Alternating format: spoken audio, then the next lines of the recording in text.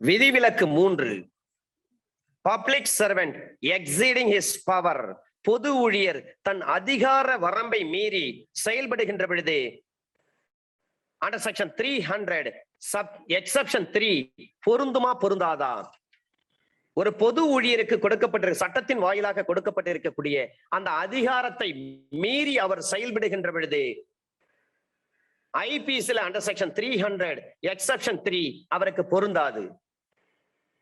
அவர் ஒரு பொது ஊழியராக இருக்க வேண்டும் அல்லது பொது ஊழியருக்கு உதவி புரியக்கூடிய ஒரு நபராக இருக்க வேண்டும். எதற்காக?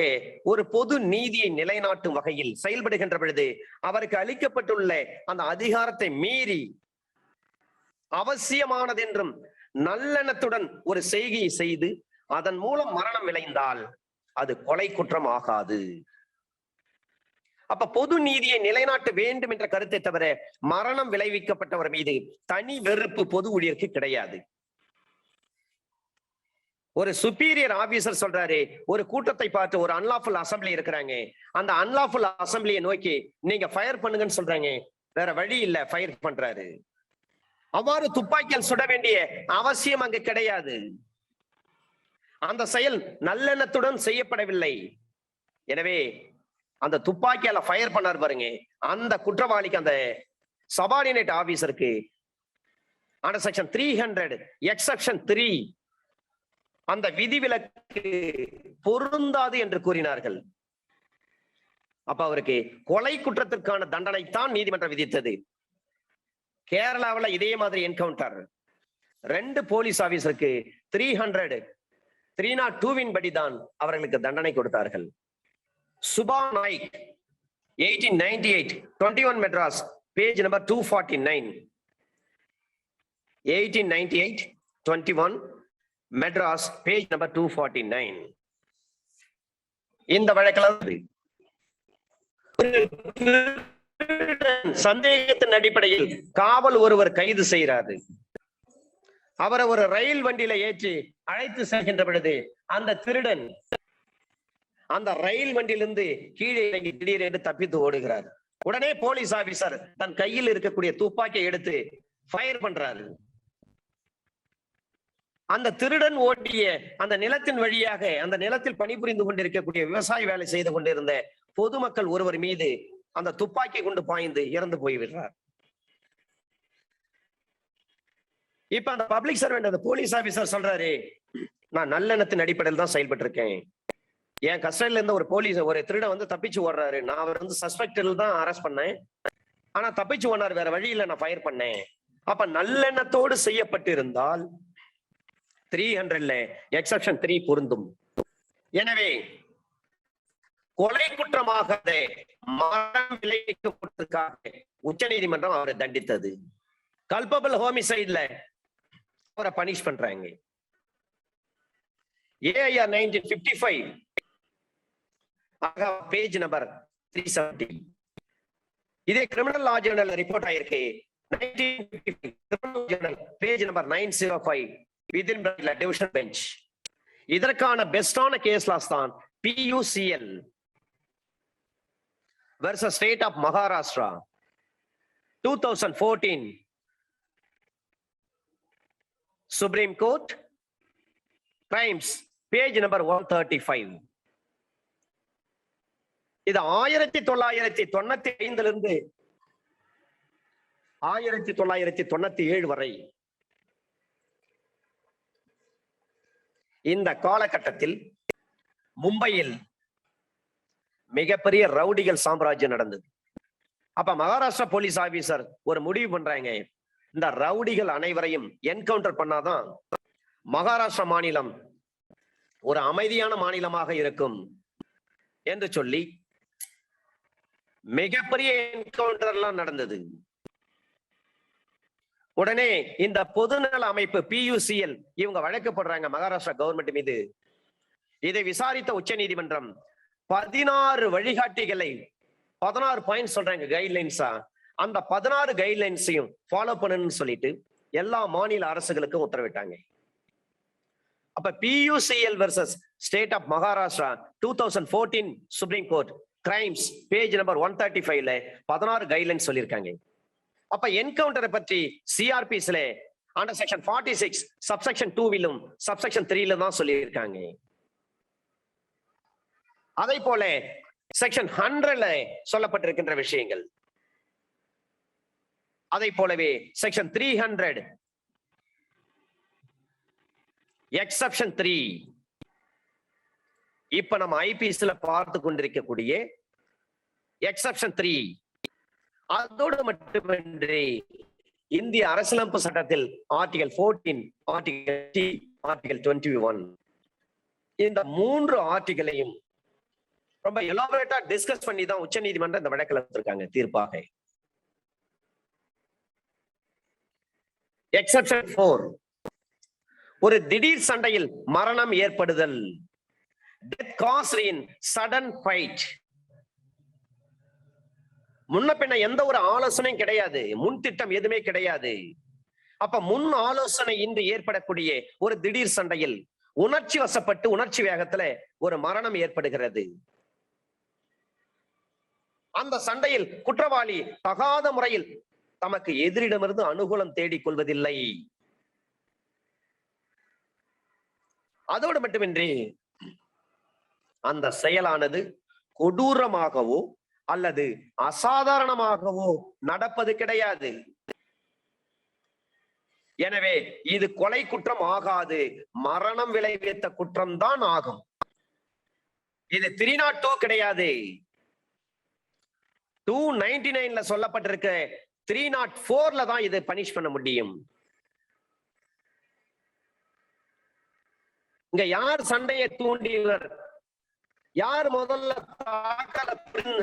ஒரு அசால்ட்டை ஏற்படுத்தியவர் என்பது ஒரு பிரச்சனையே கிடையாது. இவர்தான் சண்டையை முதல்ல ஆரம்பிச்சாரு, இவர்தான் முத அடிச்சாரு அப்படின்றதெல்லாம் ஒரு பொருட்டே கிடையாது.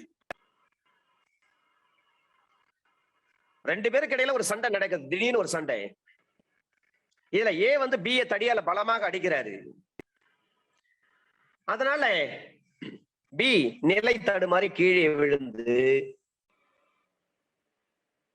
அதன் பிறகு பி சமாளித்து எழுந்த பொழுது தன் அருகில் ஒரு கத்தி கிடப்பதை பார்க்கிறார்.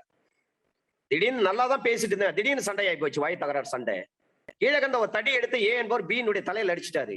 பி கீழே விழுந்துட்டாரு. அடிபட்டு உடனே கீழே விழுந்து அவருக்கு கீழே ஒரு யதார்த்தமா ஒரு கத்தி கிடக்குது. அந்த கத்தி எடுத்து குத்திடுறாரு. அதனால ஏ இறந்து விடுறாரு. அப்ப பிக்கு இந்த விதிவிலக்கு, இந்த கொலை குற்றமாகாத மரணம் விளைவித்த குற்றத்துக்கு தான் தண்டனை வழங்கப்பட்டது. நடந்தது யதார்த்தமான சண்டை, நல்லா பேசிட்டே இருந்தாங்க, திடீர்னு சண்டை போடுறாங்க. ஏன் என்ன பண்றாரு, ஒரு கீழே ஒரு தடி கிடந்து அதை எடுத்து தலையில அடிச்சிட்டாரு பி தலையில. பி கீழே விழுந்தவரு யதார்த்தமா ஒரு கத்தி கிடக்குது, அந்த கத்தி எடுத்து கோபத்துல ஏனுடைய வயிற்றுல குத்திட்டாரு, ஏ செத்து போயிட்டாரு. இங்க ஏதாவது முன் திட்டம் இருக்கிறதா, ப்ரிப்பரேஷன் இருக்கிறதா? எதுவுமே கிடையாது. திடீர்னு நடந்த ஒரு சண்டை, கீழே ஒரு கத்தி கிடந்து எடுத்து குத்திட்டாரு. என்னையே அடிச்சிட்டியா அப்படின்ட்டு யதார்த்தமா கிடந்த ஒரு கத்தி எடுத்து கொடுத்துட்டாரு. அல்லது ஒரு பைப் இருக்கு, அதை எடுத்து இவர் எதிர் தாக்குதல் பண்ணிட்டாரு.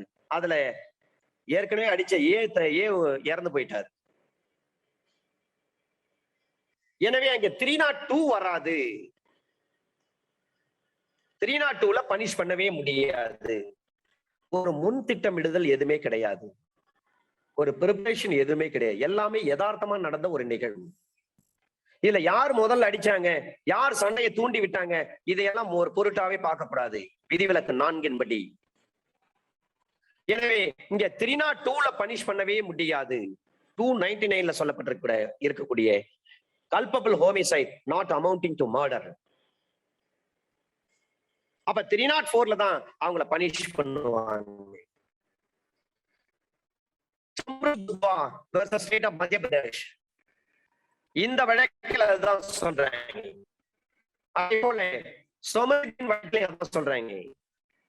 இது எல்லாம் எதற்காக என்று சொன்னால், இந்த எக்ஸப்ஷன் 4ஐ பொறுத்தவரை கிராமத்துல அல்லது நகரத்துல நல்லா பேசிட்டு இருப்பாங்க, நல்லா நண்பர்களா இருப்பாங்க. திடீர்னு ஒரு பாட்டில் எடுத்து வயிற்றுல குத்துருவாங்க, ஆள் செத்து போயிடுவார்.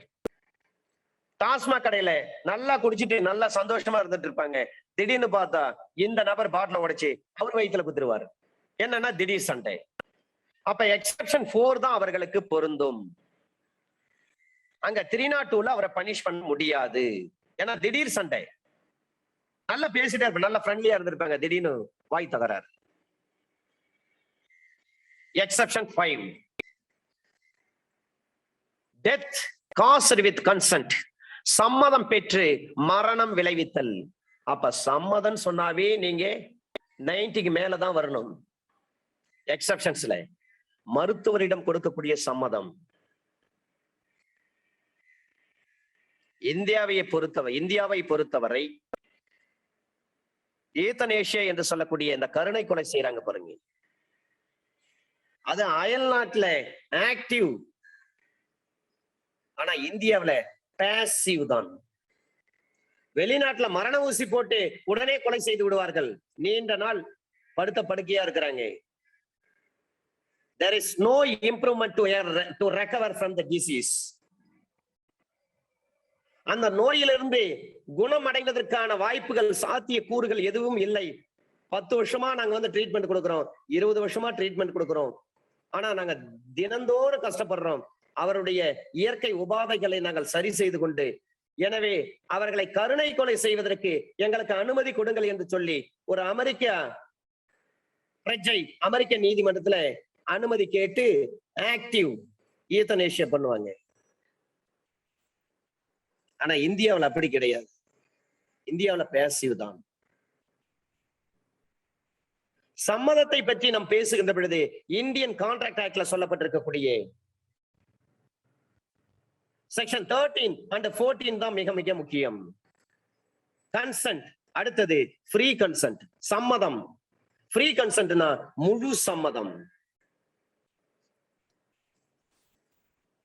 அப்ப 18 வயசுக்கு மேற்பட்ட ஒரு நபர் தன்னை மரணத்திற்கு உட்படுத்திக் கொள்ளுகின்ற பொழுது அல்லது மரண அபாயத்தை மேற்கொள்ளுவதாக சம்மதம் அளிக்கிறார், அதன்படி அவருக்கு மரணம் விளைவிக்கப்பட்டால் அது கொலை குற்றமாகாது, மரணம் விளைவித்தல் குற்றமே ஆகும்.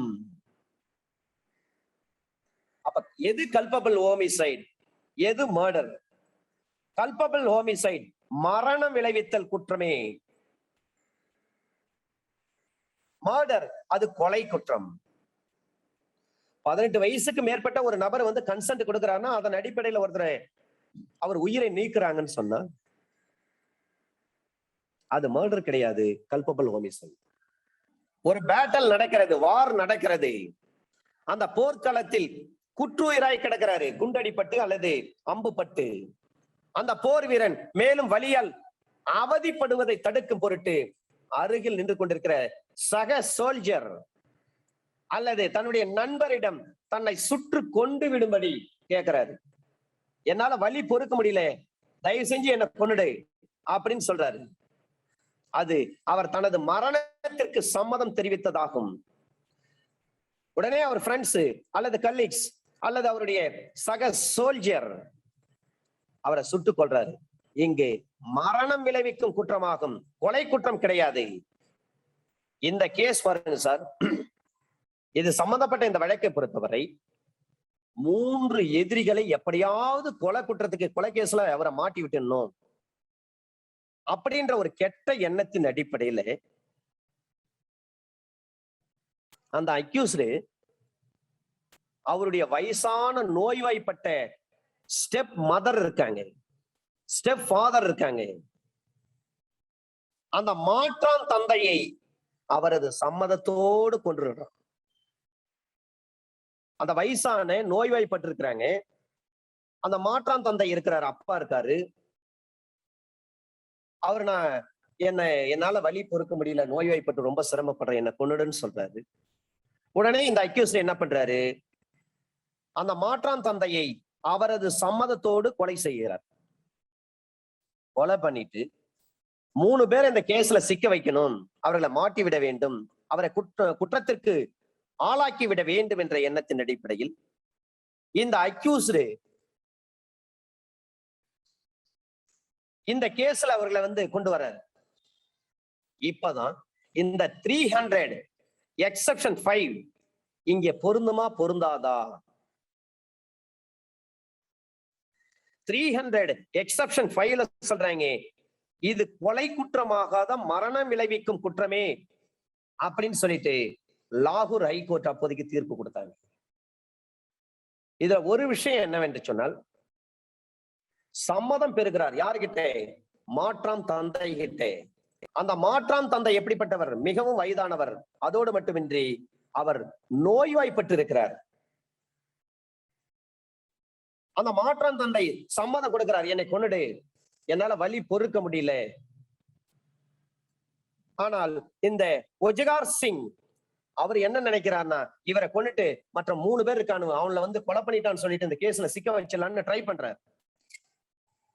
ஆனா இவருடைய முயற்சி வெற்றி பெறவில்லை, எண்ணம் ஈடேறவில்லை. மாறாக இவர் தான் அக்யூஸ்ட் கொண்டு வராங்க. அப்ப 300 எக்ஸெப்ஷன் 5 படி அது கொலை கிடையாது, கொலை குற்றம் ஆகாத ஒரு மரணம் விளைவிக்கும் குற்றம், culpable homicide not amounting to மர்டர்னு சொல்றாங்க. இதுக்கு இன்னொரு இந்த சம்மத கன்சென்ட்டை பற்றி மேஜர் சிங் கேஸ் ஒன்று இருக்கிறது. அதை போல பூனை பாத்திமா வழக்கு இருக்கிறது, கணேஷ் டோலி வழக்கு இருக்கிறது.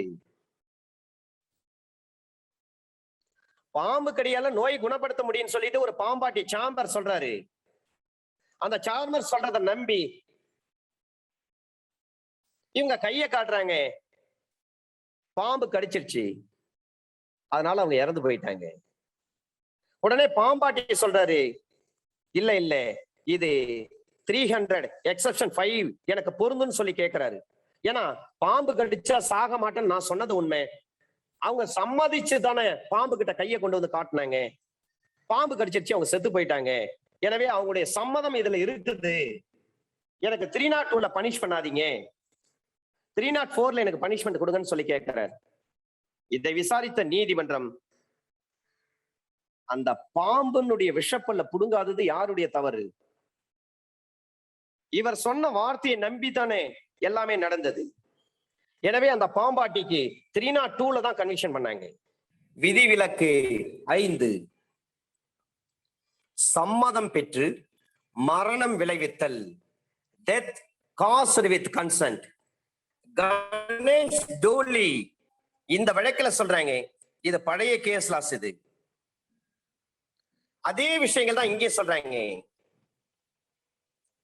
பாம்பாட்டிக்கு ஒரு விஷப்பல் எடுக்கப்படாத சில பாம்புகளை வைத்துக் கொண்டு தன்னுடைய திறமையை காண்பித்துக் கொண்டிருந்த அந்த சூழ்நிலையில் வேடிக்கை பார்க்க போறார்.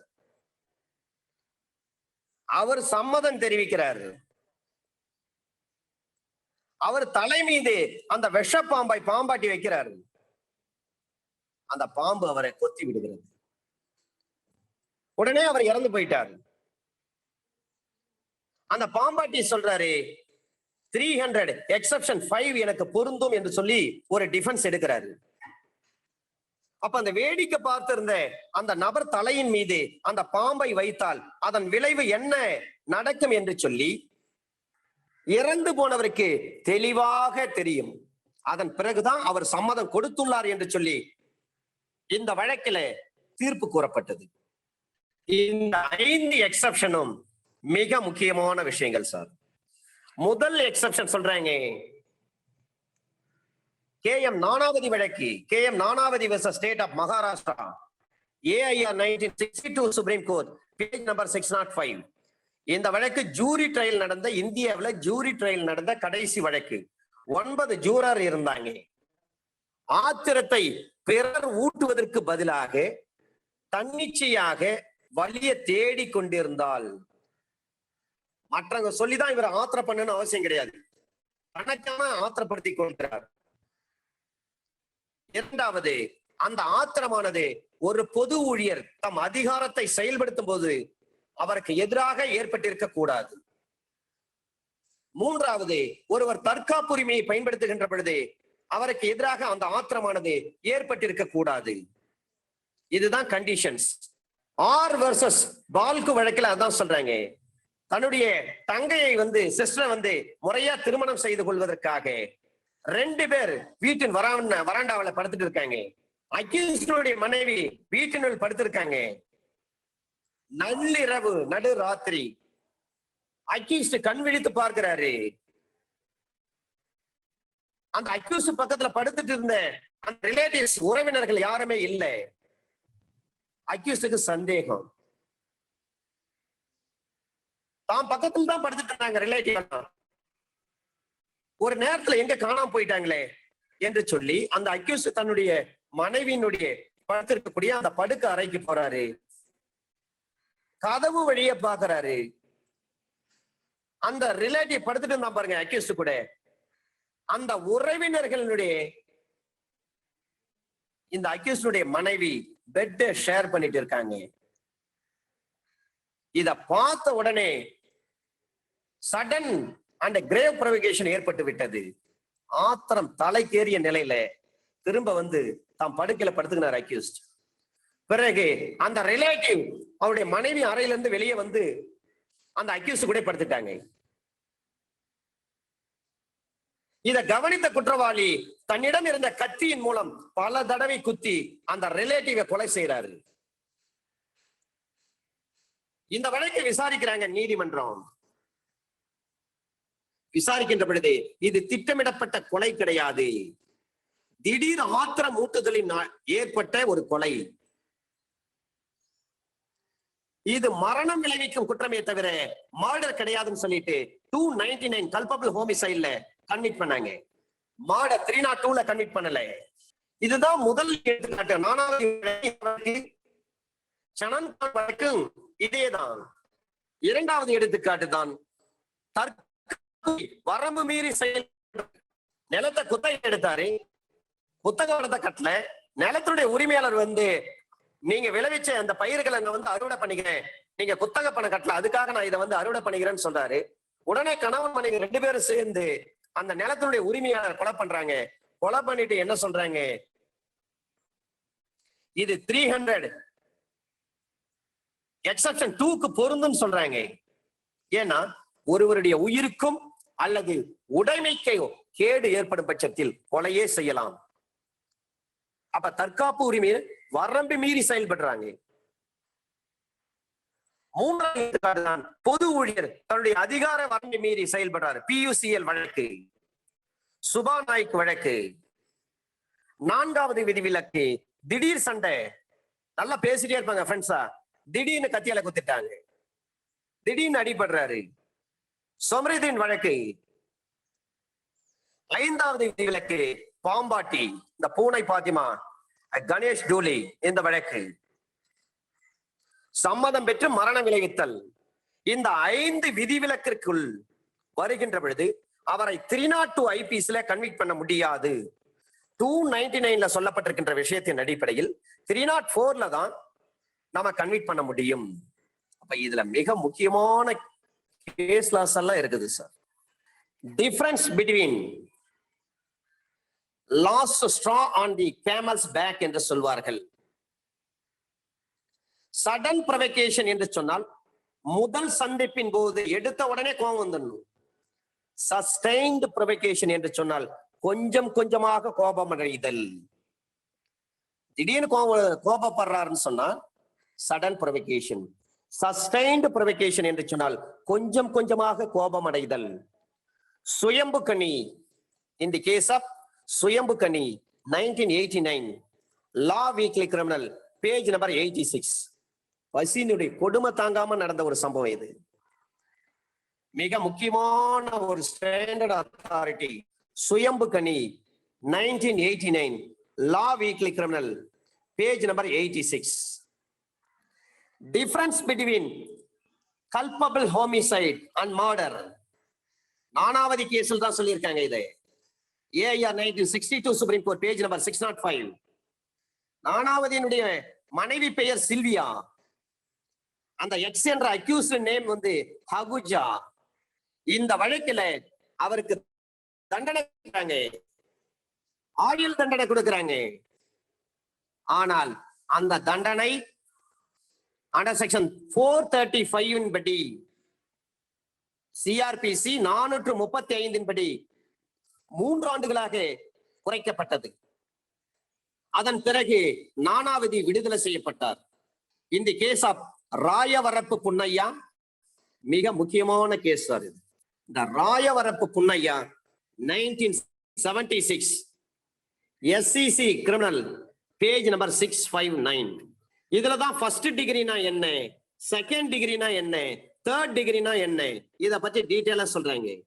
ஒரு கல்பபிள் ஹோமிசைடுக்கும் ஒரு மர்டருக்கும் உள்ள ஒரு ஸ்லைட் ஃபார்ம், அந்த வித்தியாசத்தை சொன்னவனுக்கு ராயவரப்பு புன்னையா 1976 SCC criminal page number 659.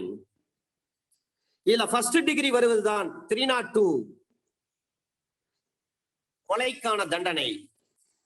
Second டிகிரியில வருவதுதான் 304 பார்ட் 1 ஐபிசி.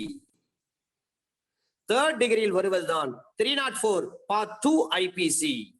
ஒருவருக்கு இன்டென்ஷன் இருக்கிறது, இன்டென்ஷனோட ஒருவர் மற்றொருவரை கொலை செய்தால் அவருக்கு life imprisonment or 10 years plus fine. இதுவே இன்சைட் அல்லது நாலேஜ், அறிவு இருக்கிறது, இவரை கீழே பிடிச்சதெல்லாம் கீழே வந்து இறந்துருவாருன்னு தெரியுது, அந்த குறைந்தபட்ச அறிவு இருந்து ஒரு செயலை செய்கின்ற பொழுது ஒரு நபரை கீழே பிடிச்சு தள்ளுறாரு, அல்லது ஒரு ஆர்ட் பேஷண்ட் தெரிஞ்சே அவர் நெஞ்சில மார்பில ஒரே அடி அடிக்கிறாரு, செத்து போறாரு. அப்ப நாலேஜ் இருக்கிறது, அவருக்கு 10 years வரை இம்ப்ரிசன்மென்ட் ஆர் ஃபைன் அல்லது இரண்டும் சேர்த்து விதிக்கப்படும்.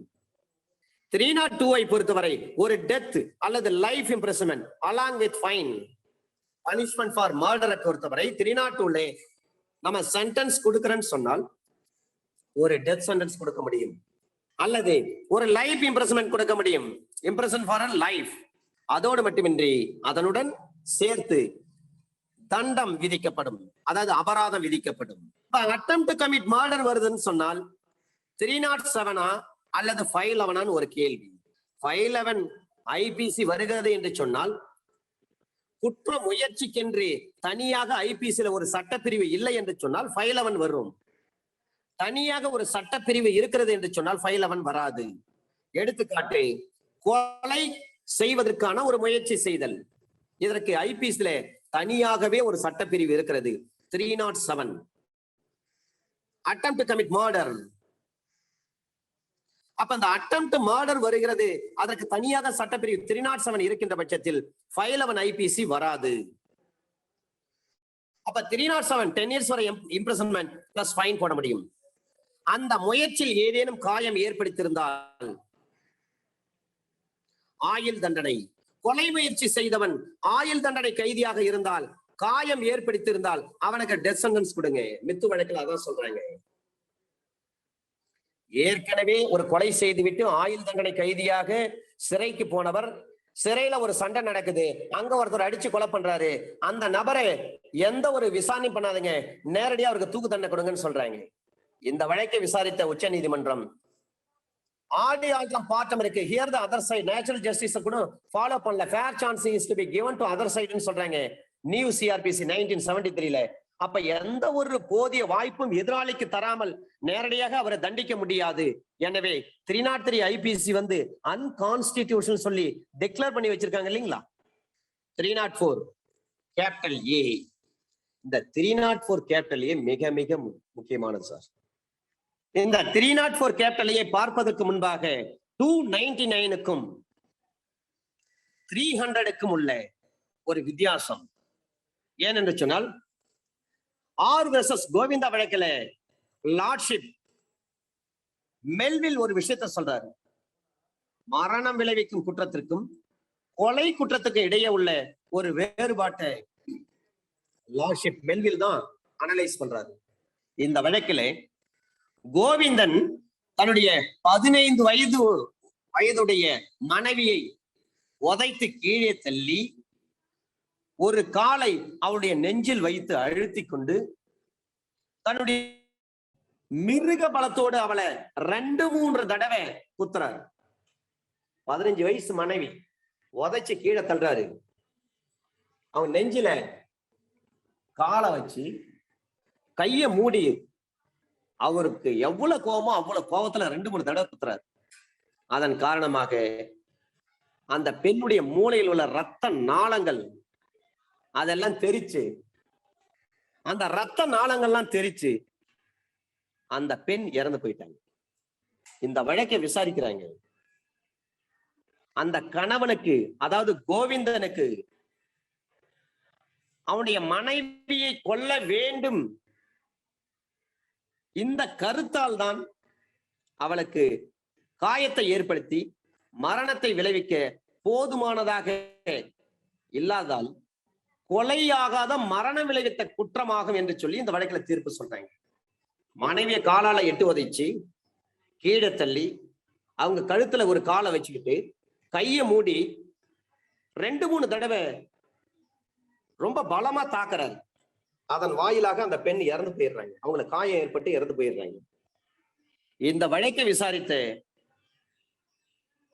லார்ட் மெல்வில் என்ன சொல்றாருன்னா, கோவிந்த் அவளை கொல்ல வேண்டும் என்ற கருத்து இல்லாததாலும் அந்த பெண்ணுக்கு அவளுக்கு ஏற்படுத்தப்பட்ட காயம் சாதாரண மனிதனுக்கு மரணத்தை விளைவிக்க போதுமானதாக இல்லாததாலும் கொலையாகாத மரணம் விளைவித்த குற்றமாகும். நார்மலா அடிச்சா செத்து போயிடுவான், அந்த அளவுக்கு கிடையாது. எனவே இது மர்டர் கிடையாது, கல்பபிள் ஹோமிசைடு தான் சொல்ற. மனைவியை கொல்லணும்னு எண்ணம் கிடையாது, ஆனா கோபம் இருந்தது, அடிச்சது உண்மை. அவளை அடிச்சு கொல்லணும்னு அவசியம் கிடையாது. அந்த தாக்குதல் என்பது மரணம் விளைவிக்க போதுமான தாக்குதல் கிடையாது. கையை மூடி 2 அடி தான் அடிக்க, ஒரு 2-3 அடி தான் அடிச்சாரு. அந்த 2-3 அடியில ஒரு மனுஷனுக்கு உயிர் போற அளவுக்கு கிடையாது. எனவே இது மர்டர் கிடையாது, இது கல்பபிள் ஹோமிசைடு தான் சொல்லி ஆர் வெர்சஸ் கோவிந்தா வழக்கில லார்ட்ஷிப் மெல்வில் அவர்கள் இந்த 299க்கும் 300க்கும் வித்தியாசத்தை ஏற்படுத்தி காட்டினார். 1876 volume 1 Bombay page number 344. R versus Govinda 1876 volume 1 Bombay page number 344. அப்ப இதுல ஒரு சின்ன 3 விஷயங்களை நம்ம பார்க்கலாம். 299 மரணம் விளைவிக்கும் குற்றம் கல்பபிள் ஹோமிசைடுக்கும் மர்டர் கொலை குற்றத்திற்கும் உள்ள ஒரு சின்ன வித்தியாசம். மரணத்தை விளைவிக்க வேண்டும் என்ற கருத்தோடு இன்டென்ஷன் ஆஃப் காசிங் டெத் செய்வது. இதுவே கொலை என்று சொன்னால் மரணத்தை விளைவிக்க வேண்டும் என்ற கருத்துடன் இன்டென்ஷன் ஆஃப் காசிங் டெத் செய்வது. ரெண்டுமே சொல்றாங்க. அதன் பிறகு இரண்டாவது, ஒரு மரணத்தை அநேகமாக விளைவிக்கக்கூடிய உடற்காயத்தை உண்டு பண்ணும் கருத்தோடு, அப்ப bodily injury as is likely to cause death. ஆனால் மர்டருக்கு சொல்றாங்க, ஒருவருக்கு மரணத்தை அநேகமாக விளைவிக்கக்கூடிய உடற்காயம் எது என்பதை அறிந்து அந்த உடற்காயத்தை செய்கிறார் பாருங்க.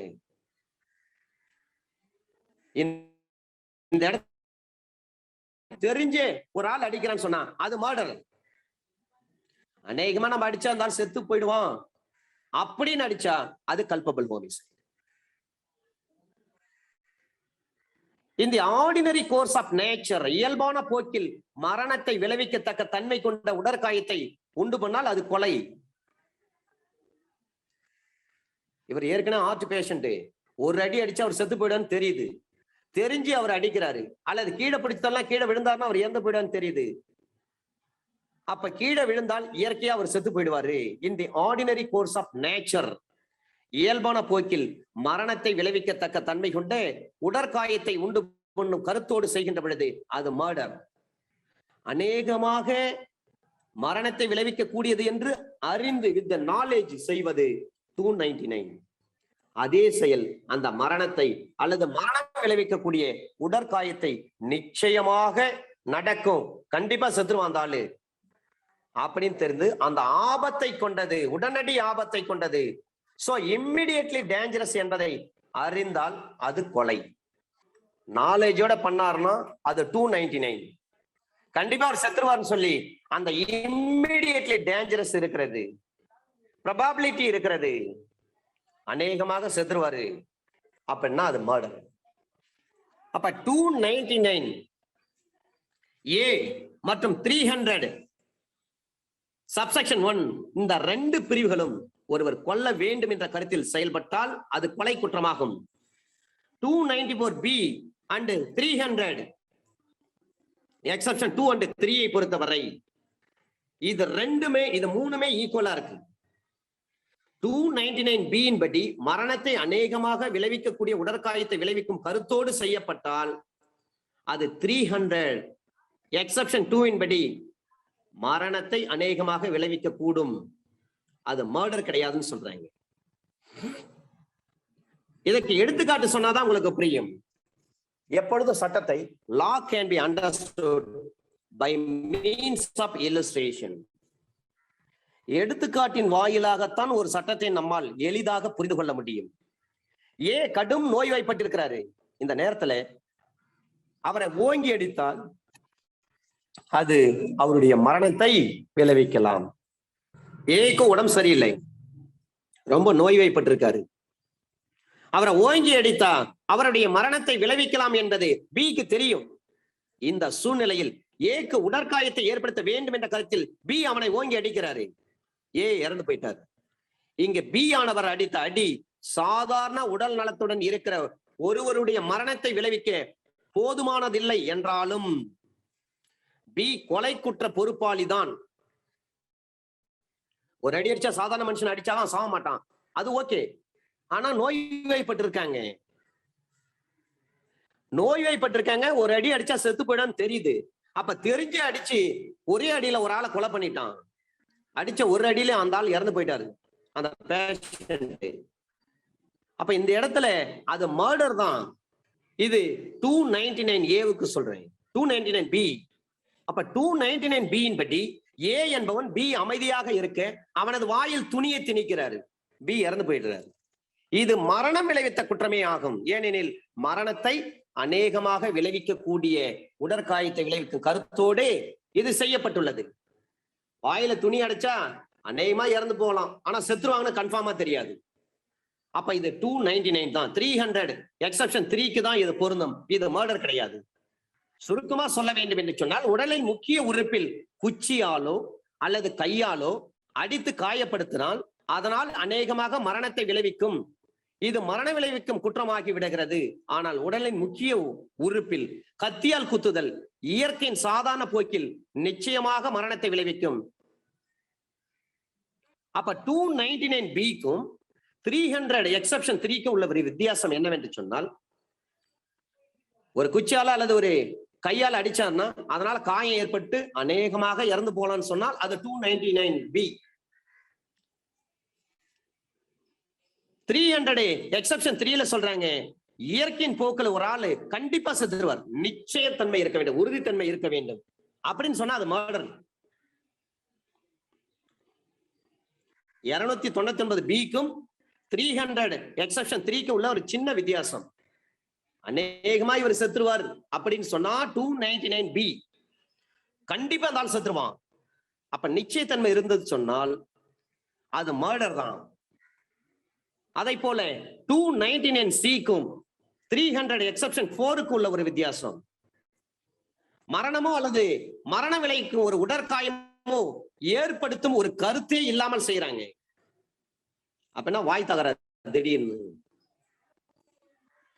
அப்ப 299C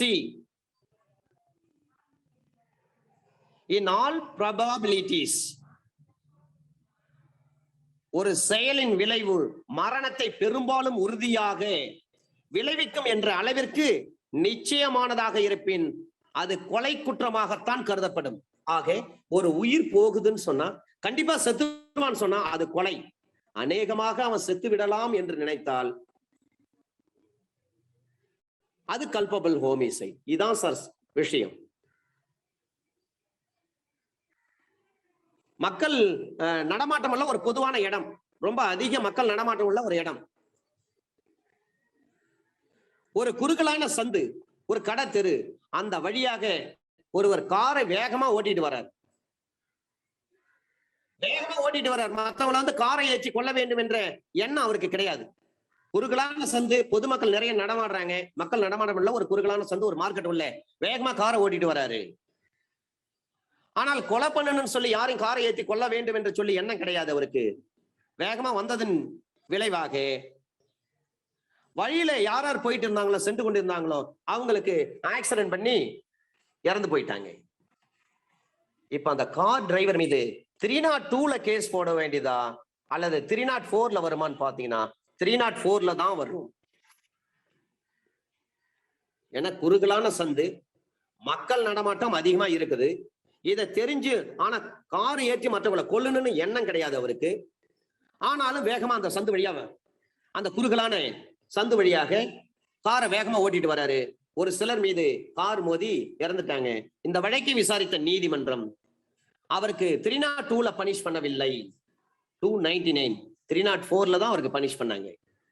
அப்ப ஆள் நடமாட்டம் நிறைந்த கடைத்தெருவில் வண்டியை ஓட்டி செல்வதற்கு மாறாக அவர் மக்கள் பெருவாரியாக கூடி நின்ற ஒரு மைதானத்தின் வழியே வண்டியை கண்மூடித்தனமாக ஓட்டி செல்றார்.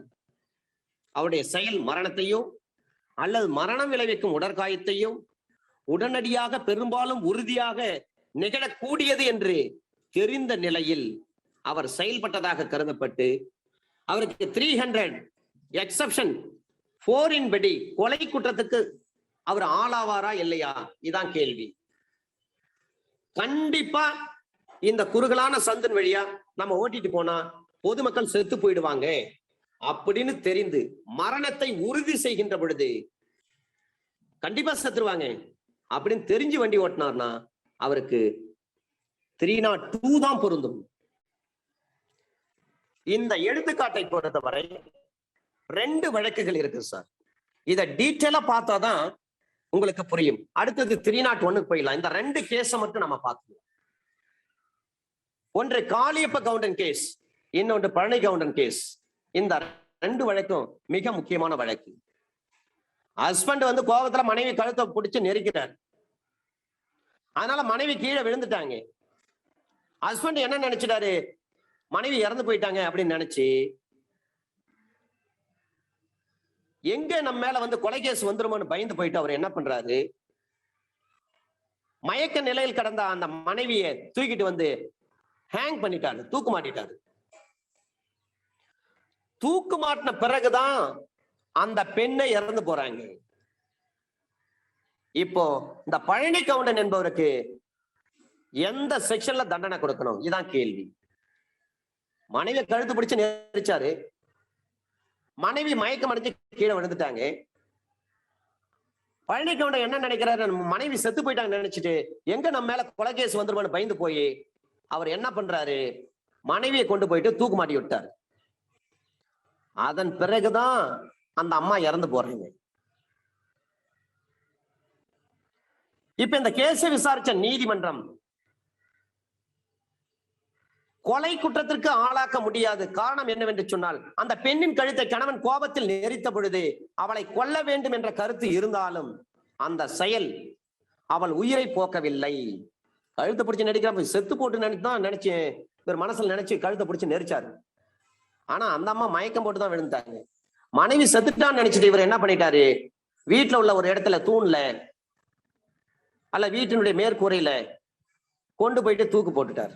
இந்த வழக்கை விசாரித்த நீதிமன்றம் சொல்றாங்க, தன் மனைவியை கொலை செய்ய வேண்டும் என்று பழனி கவுண்டன் நினைத்தது உண்மை, அதனால் செயல்பட்டது உண்மை. இது கோபத்தில் நடந்ததுதான். இருந்தாலும் அந்த செயல் கழுத்தை நெரிச்ச உடனே அவங்க செத்து போகவில்லை, உயிரை போக்கவில்லை. 2வது செயலும் அதற்கு கொலை குற்றத்திற்கு அந்த கருத்தே இல்லாமல் செய்யப்பட்டது. எனவே இங்க மரணம் விளைந்திருந்தாலும் கணவன் கொலை குற்றவாளியாகவோ அல்லது மரணம் விளைவித்த குற்றவாளியாகவோ ஆக்க முடியாது. மாறாக கொடுங்காயம் விளைவித்த குற்றவாளியாகத்தான் சென்னை உயர் நீதிமன்றம் தீர்ப்பளித்தது. கேஸ் பாருங்க, ஹஸ்பண்ட் அண்ட் ஒய்ஃபுக்குள்ள பிரச்சனை. மனைவியை கொல்லணும்னு நினைச்சு கழுத்தை பிடிச்சு நெரிக்கிறாரு, மனைவி கீழே மயங்கி விழுந்துட்டாங்க. மனைவி செத்துட்டாங்களா, எங்க நம்ம பேர்ல கொலைப்பழி வந்துருமோ, கொலை கேஸ் போட்டுருவாங்களோ, போலீஸ் நம்மளை அரெஸ்ட் பண்றவங்களோ பயந்து போயிட்டு மனைவியை கொண்டு போய் தூக்கு மாட்டுறாரு. தூக்கு மாட்டின பிறகுதான் அந்த அம்மா இறக்குறாங்க. அதுவரை மயக்க நிலையில தான் இருந்திருக்காங்க. போஸ்ட்மார்டம் ரிப்போர்ட் தெளிவா சொல்லிட்டாங்க. இதை விசாரித்த மெட்ராஸ் ஹைகோர்ட், இது 1919 அப்ப நடந்த வழக்கு. இது அதுவும் ஃபுல் பெஞ்ச் கொடுத்த தீர்ப்பு இது பழனி கவுண்டன் வழக்குல. இது வந்து கல்பபிள் ஹோமிசைடும் கிடையாது, இது மர்டரும் கிடையாது, இது கிரீவியஸ் அர்ட்னு சொல்றாங்க. ஆனால் அதன் பிறகு காளியப்ப கவுண்டன் வழக்கு வருது. அந்த வழக்குல ரெண்டு பேர் இருக்காங்க. அவர்களில் ஒருவனின் மனைவியை கொல்ல வேண்டும் என்று பொது கருத்தோடு ரெண்டு பேரும் பேசிக்கிறாங்க. நம்ம ரெண்டு பேரும் ஒய்ஃப்ல யாராவது ஒருத்தன் ஒய்ஃப நம்ம கொலை பண்ணிடணும்னு சொல்லிட்டு ரெண்டு பேரும் திட்டம் போடுறாங்க. அப்ப காமன் இன்டென்ஷன் அங்க இருக்கிறது. 34 வருது அங்க ஐபிசி. உடனே அந்த பொது கருத்தோடு ஒரு மனைவி என்ன பண்றாங்க, ஒரு இடத்துக்கு கடத்தி சென்று அவருடைய கழுத்தை நெரிச்சு கொள்றாங்க. ஆனா கழுத்தை நெரிச்சதோட சரி, ஆனால் அவர் மயக்கமுற்றுதான் இருந்தாங்க. இங்கே மயக்கமா இருக்காங்க. ரெண்டு பேரும் வரானும் நம்ம ரெண்டு பேர் மனைவியில யாராவது ஒரு மனைவியை நம்ம ஒரு இடத்துக்கு வர வச்சு அவங்களை கொண்டு பிளான் பண்றாங்க. ஒரு காமன் இன்டென்ஷன் இருக்கிறது. அதே மாதிரி ஒரு இடத்துக்கு வர சொல்லி அந்த பெண்ணுடைய கழுத்தை நெரிக்கிறாங்க. அந்த பெண் மயக்கம் போட்டு கீழே விழுந்துட்டாங்க. உடனே அந்த பெண்ணு இறந்துட்டாங்கன்னு நினைச்சிட்டு இந்த ரெண்டு பேரும் என்ன பண்றாங்க, அந்த பெண்ணை இழுத்துட்டே போயிட்டு ரயில் தண்டவாளத்தின் மீது கிடத்துட்டாங்க. கொஞ்ச நேரம் கழிச்சு வந்த ரயில் அந்த பெண்ணின் மீது மோதுகிறது, ஏறுகிறது. அந்த பெண்ணுடைய உடல் 2 துண்டாக போகுது.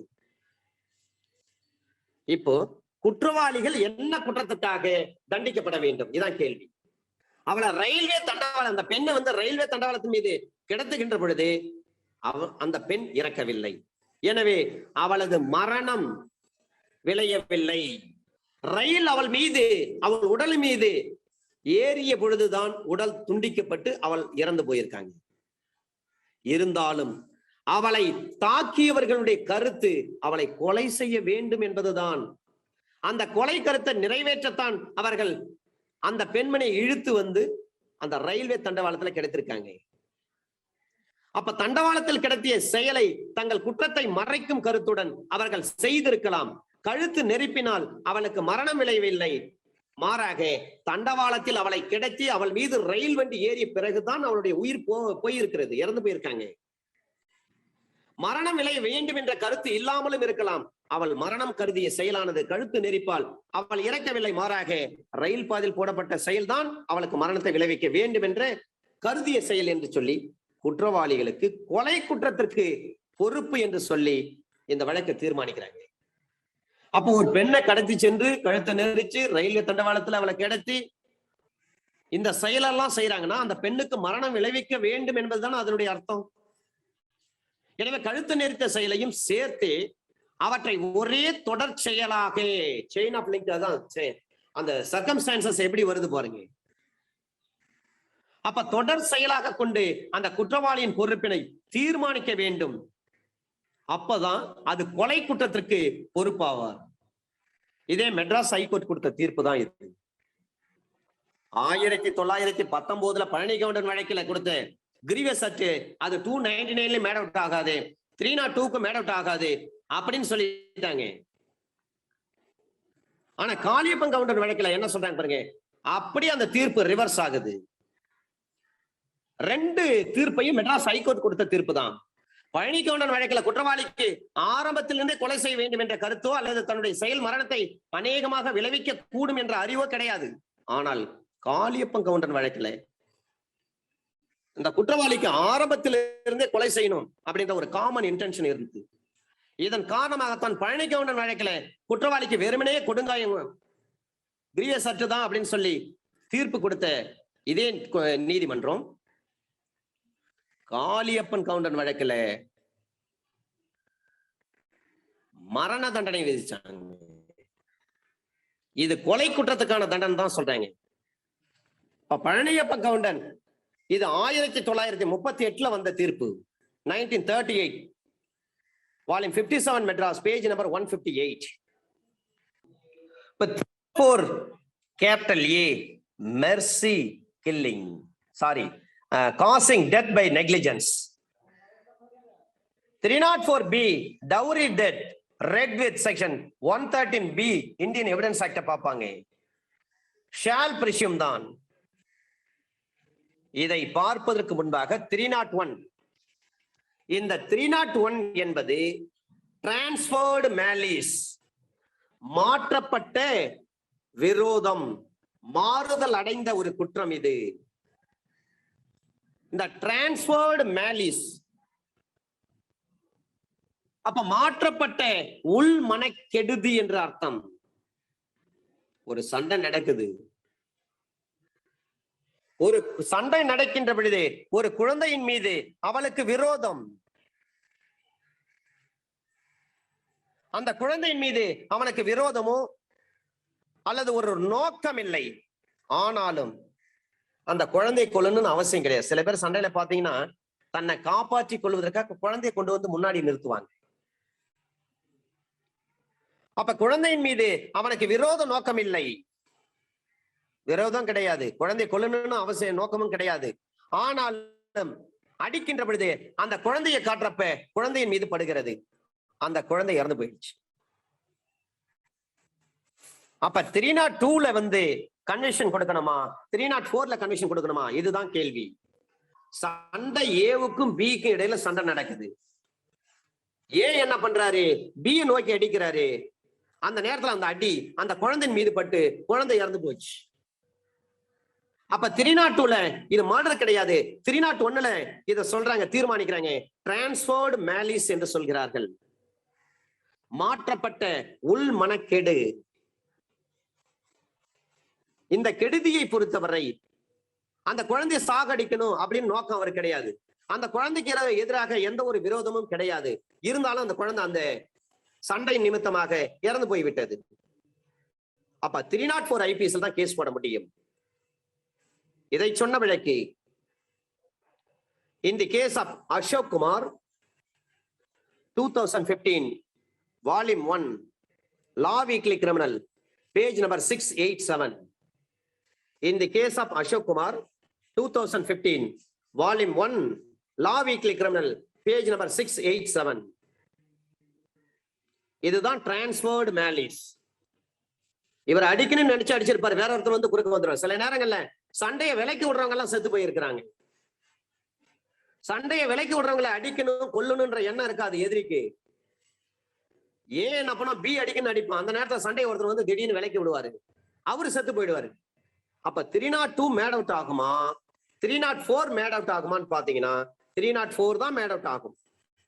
அப்ப மரணம் விளைவிக்கும் கருத்துடனோ அல்லது அநேகமாக மரணம் விளைவிக்க கூடும் என்று அறிந்தோ செய்யும் செய்கை எதனாலும் ஒருவருடைய மரணத்தை தாம் அநேகமாக விளைவிக்கும் கருத்து இல்லாமலோ அல்லது மரணத்தை அநேகமாக விளைவிக்க கூடும் என்று அறியாமலோ அவருடைய மரணத்தை விளைவித்து ஒருவருக்கு மரணம் விளைவிக்கும் குற்றத்தை செய்கிற ஒருவர், அவர் செய்யக்கூடிய குற்றம் அது டிரான்ஸ்பர்டு மேலிஸ்.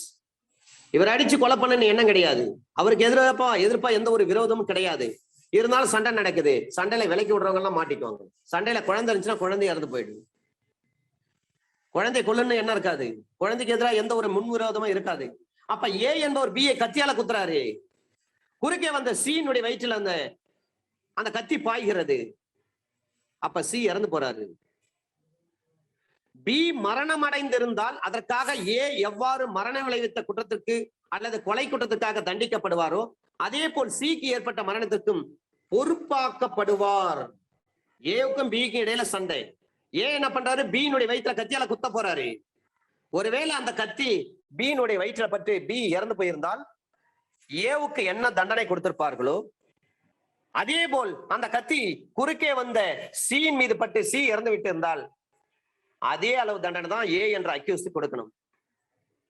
ஒருவேளை இவர் குத்துன குத்து அந்த பீனுடைய வயிற்றுல பட்டு பி செத்து போயிருந்தார்னா கொலை கேஸ். அந்த கொலை கேஸுக்கு என்ன தண்டனையோ அதே அளவு தண்டனை தான் குறுக்கே வந்த சிக்கு அந்த கத்தி குத்து ஏற்பட்டு சி இறந்து போயிட்டார்னா அதே அளவு தண்டனை தான் அக்யூஸ்ட் கொடுக்கணும். பப்ளிக் ப்ராசிக்யூட்டர் வெர்சஸ் சூரிய நாராயணமூர்த்தி வழக்குல சொல்றாங்க, நரசிம்மனை கொல்ல வேண்டும் என்று கருதி நாராயணன் அவருக்கு நஞ்சு கலந்த இனிப்பு கொடுக்கிறார். ஒரு ஸ்வீட் இருக்கிறது, அதுல பாய்சனை கலந்துட்டாரு. நரசிம்மனை கொல்லணும்னு தான் நினைக்கிறாரு. அப்ப நாராயணன் என்ற அக்யூஸ்ட் என்ன பண்றாரு, ஒரு பாய்சன் கலந்த ஒரு ஸ்வீட்டை கொடுக்கிறாரு. நரசிம்மன் அதுல கொஞ்சம் மட்டும் சாப்பிட்டுட்டு மீதிய தூரம் எரிஞ்சிட்டாரு, தூக்கி போட்டாரு. இதுல அக்யூஸ்டுடைய மச்சான் இருக்காரு மைத்துனன், அவருடைய 8 வயசு மகள், அந்த சின்ன குழந்தை, அந்த ஸ்வீட்டை எடுத்து சாப்பிட்டுட்டு இறந்து போச்சு. மீதி இருந்த கொஞ்சம் ஸ்வீட்டையும் அந்த குழந்தைக்கே கொடுக்குறாங்க. 2 குழந்தை இறந்து போச்சு. இப்ப சூரிய நாராயணமூர்த்திக்கு என்ன தண்டனை கொடுக்க முடியும்? இதுதான் கேள்வி.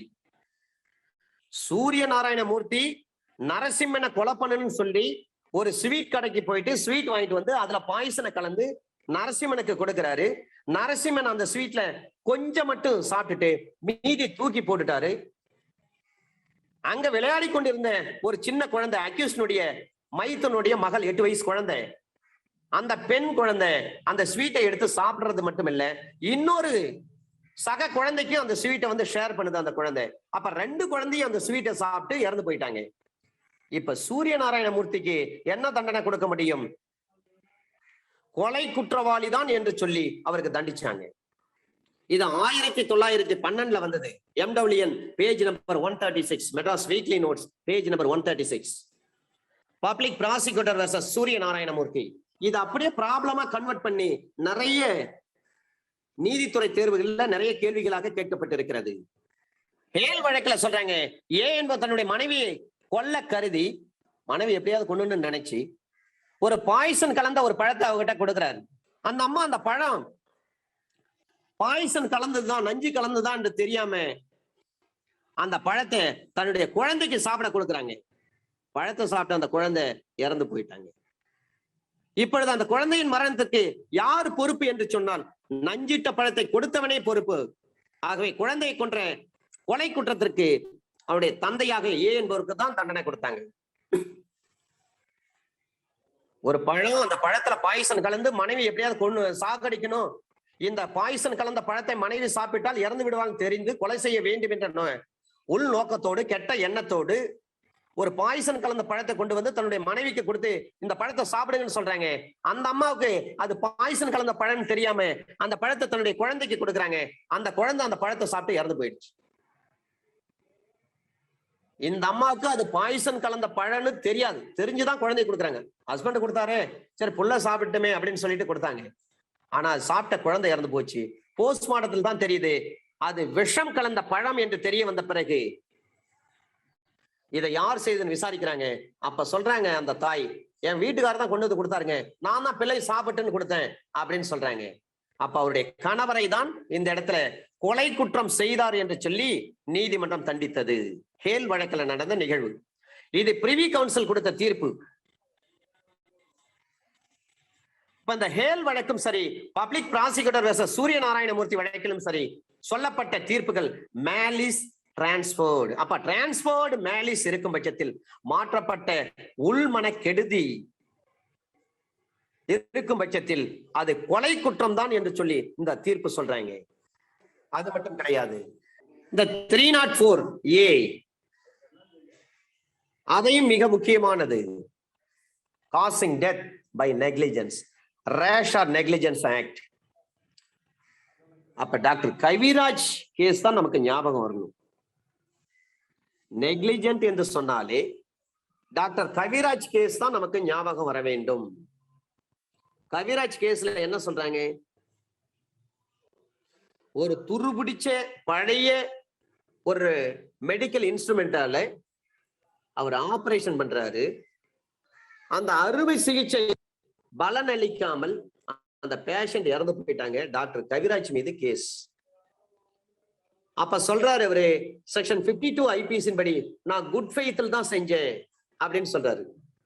அப்ப குட் ஃபெய்த்னா என்ன? Due care and caution.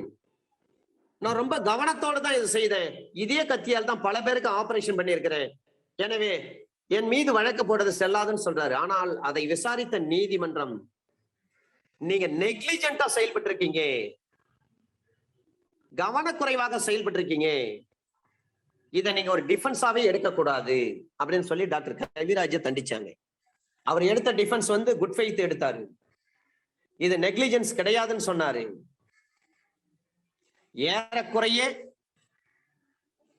அந்த தீர்ப்பில் சொல்லப்பட்ட விஷயங்கள் தான் இங்க 304A நம்ம பார்க்க போறோம். 303 மித்து வழக்குல ஏற்கனவே சொல்லியாச்சு. ஒரு ஆயுள் தண்டனை அடைந்த ஒரு நபர் ஜெயிலுக்குள்ள ஒரு பிரச்சனை பண்ணி அங்க ஒரு மர்டர் பண்றாரு, அல்லது பெயில்ல வெளியே வந்து வெளியில பிணையில வெளியில வந்திருக்கிறாரு, அங்க ஒரு மர்டர் பண்ணிட்டாரு. அப்ப அந்த நபரை எந்த விசாரணையும் பண்ணாதீங்க, அவருக்கு நேரடியா தூக்கு தண்டனை கொடுங்கன்னு சொல்லி ஐபிஎஸ்ல சொல்லப்பட்டது.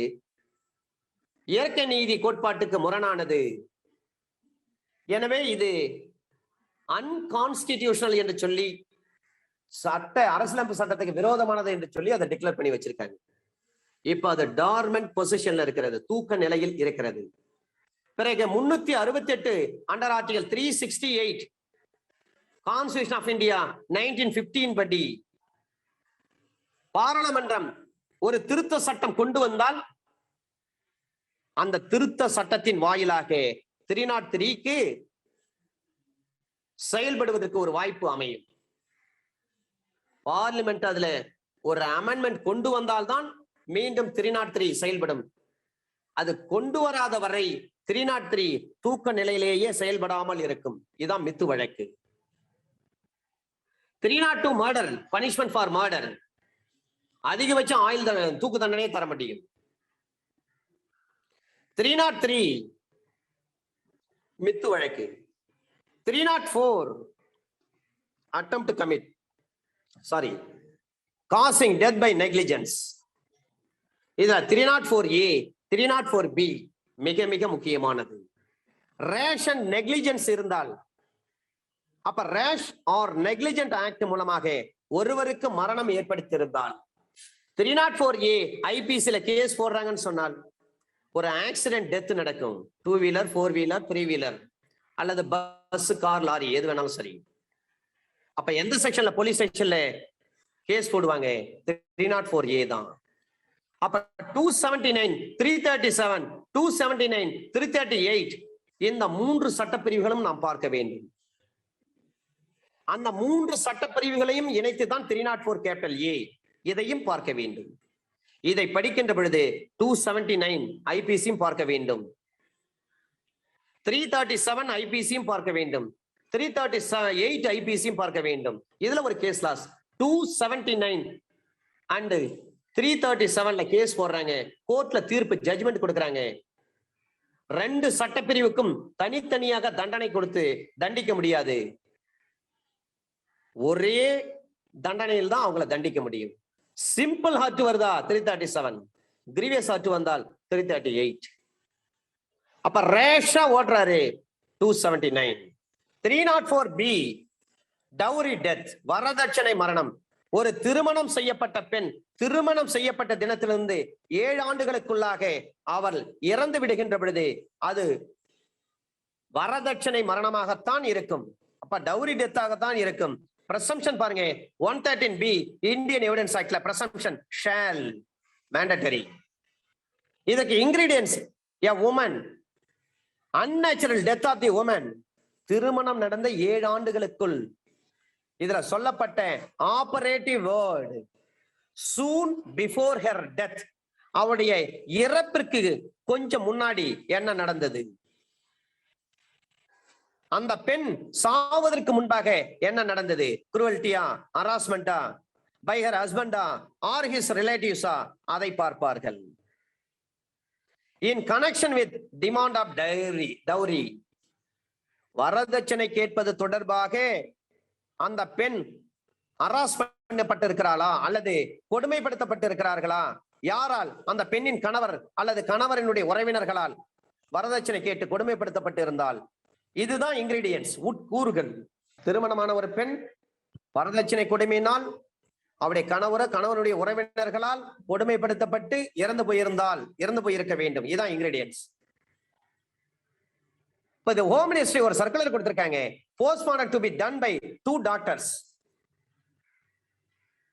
30 வயசு ஒரு லேடி இறந்துட்டாங்க, உள்துறை அமைச்சகம் ஒரு சுற்றறிக்கை அனுப்பியிருக்காங்க, 2 டாக்டர் தான் சார் போஸ்ட்மார்டம் பண்ணணும். இந்த 304B என்று சொன்னாலே 2 டாக்டர் வரணும். இதற்கான இன்கிரீடியன்ட் சொன்ன வழக்கு தான் 2011 volume 2 SEC criminal page number 280. Bachani Devi, in the case of Bachani Devi 2011 volume 2 SEC criminal page number 280. Inner case laws manure case, உரம் வழக்கு. உரம் வாங்குறதுக்கு பணம் வாங்கிட்டு வாங்க உங்க வீட்டுல அப்படின்னு சொல்லி கணவர் என்ன பண்றாரு, மனைவி கிட்ட சொல்றாரு, நிலத்துக்கு உரம் போடணும், உரம் வாங்குறதுக்கு என்கிட்ட பணம் இல்ல, உங்க வீட்டுக்கு போயிட்டு நீங்க பணம் வாங்கிட்டு வா, உங்க அப்பா அம்மாட்ட கேட்டு பணம் வாங்கிட்டு வா, அந்த காசு நம்ம உரம் வாங்கி நம்ம நிலத்துல போடலாம்னு சொல்லி அனுப்புறாரு. 2007 SCC பேஜ் நம்பர் 721. அப்பா சாஹிப் வழக்கு இது. இந்த மேனர் கேஸ் வந்து ஓவர் ரூல் ஆயிடுச்சு. அந்த ஓவர் ரூல் ஆன கேஸ் தான் இப்ப சொல்ல போறது. In the case of Rajendra Singh, 2015, Volume 1, Madras Weekly Notes Criminal, page number 388, within bracket Supreme Court. அப்பா சாஹிப் வழக்கில் என்ன சொன்னாங்கன்னா, உரம் வாங்குறதுக்கு உங்க வீட்டுக்கு போயிட்டு பணம் வாங்கிட்டு வான்னு சொன்னா அது டவுரின்னு சொன்னாங்க. அதன் பிறகு இது ஓவர் ரூல் ஆகுது. நமக்கு சொந்தமான நிலத்துக்கு உரம் வாங்குறதுக்காக தானே உங்க அப்பா வீட்டுக்கு அனுப்பினேன், இது டவுரி கிடையாதுன்னு சொல்றாங்க. அப்பா சாஹிப் வழக்கு ஓவர் ரூல் ஆன வழக்கு தான், ஓவர் ரூல் பண்ண வழக்கு தான் Rajendra Singh 2015 Volume 1 Madras Weekly Notes Criminal. Rajendra Singh 2015 Volume 1 Madras Weekly Notes Criminal, page number 388, within bracket Supreme Court. உரம் வாங்குறதுக்கு பணம் கேட்கலாம், அது டவுரி கிடையாதுன்னு சொல்றேன்.